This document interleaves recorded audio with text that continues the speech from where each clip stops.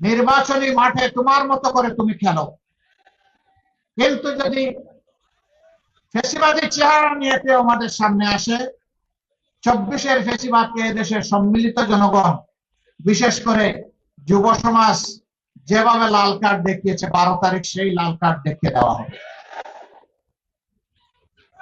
আজকের যুব সমাজ আর বস্তা পচা রাজনীতি দেখতে চায় না। 54 বছর যেই রাজনীতি বাংলাদেশকে অন্ধকার গলিতে ঢুকিয়ে দিয়েছে, কোন কোন রাষ্ট্রের তাবেদারে পরিণত করেছে, আমাদের যুব সমাজ চিৎকার দিয়ে বলেছে আমরা ওই বাংলাদেশ আর দেখতে চাই না। আপনাদের পাশের জেলা কুষ্টিয়া, আবরার ফাহাদ সেই চিৎকার দিয়ে নিজের জীবন দিয়ে চলে গিয়েছে। তার রক্ত এই দেশবাসীর কাছে আমানত, তার লাশ এই দেশবাসীর ঘাড়ে।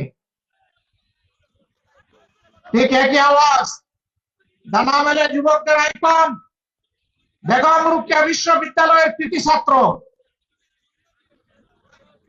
আবু সাইদ চিৎকার দিয়ে বলেছিল, হয় আমার অধিকার দে, না হয় আমাকে একটা গুলি দে।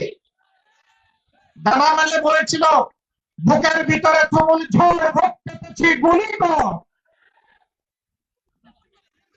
পিঠ দেয় বুক দিয়েছিল, জানতো গুলি করলে দুনিয়া থেকে তাকে বিদায় নিতে হবে, কিন্তু গুলিকে পরোয়া করে নয়। শরীফ ওসমান ইবনে হাদি 24-এর বিপ্লবের আরব নায়ক, আধিপত্যবাদের বিরুদ্ধে এক বজ্র কণ্ঠ। তখন আপুস করে কথা বলে নাই, তাকে সহ্য করতে না পেরে দুনিয়া থেকে তাকে উঠিয়ে দেওয়া হয়েছে, কিন্তু মাথা নত করে নাই।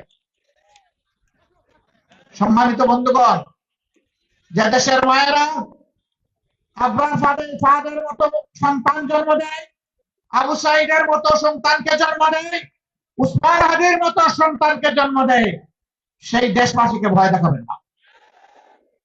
আজকে যুবকরা ঐক্যবদ্ধ হয়েছে পুরাতন এবং নূতন ফ্যাসিবাদের বিরুদ্ধে, এবং তার প্রমাণ রেখেছে দেশের 5টি পাবলিক বিশ্ববিদ্যালয়। আমরা নিশ্চিত বাকি সব বিশ্ববিদ্যালয় নির্বাচন হলে একই চিত্র ফুটে উঠত। তারা বলে দিয়েছে আমরা আছি ইনসাফের পক্ষে, আমরা আছি ন্যায়ের পক্ষে।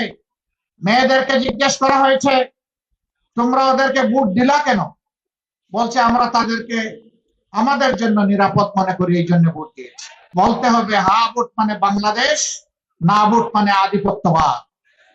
হা ভোট মানে হচ্ছে আজাদী, না ভোট মানে হচ্ছে গুলামি।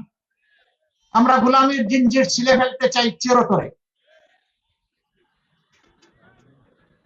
আমরা সবাইকে বলবো এই 3টা জিনিস বুকে ধারণ করে আমরা এগিয়ে যাবো ইনশাআল্লাহ। আমরা কথা দিচ্ছি, আমরা আপনাদেরকে কথা দিচ্ছি, অন্যায়ের বাধার পাহাড় কিংবা পর্বত যাই সামনে আসুক, আমরা আপনাদেরকে সাথে নিয়ে মাথা উঁচু করে দাঁড়াবো ইনশাআল্লাহ। কোনো অন্যায়ের কাছে আমরা মাথা নত করবো না, কোনো আধিপত্যবাদের কাছে আমরা অবশ্যই মাথা নত করে মিনমিন করবো না। অতীতে দেশকে সেবাদাসের দেশে পরিণত করা হয়েছিল, আগামীতে দেশকে বীরের দেশে পরিণত করা হবে ইনশাআল্লাহ। বিদেশে আমাদের বন্ধু থাকবে অসংখ্য, কিন্তু প্রভু মানব না কাউকে, প্রভু শুধু আল্লাহ রাব্বুল আলামিন। এর বাইরে আমাদের কোন প্রভু আমরা স্বীকার করি না।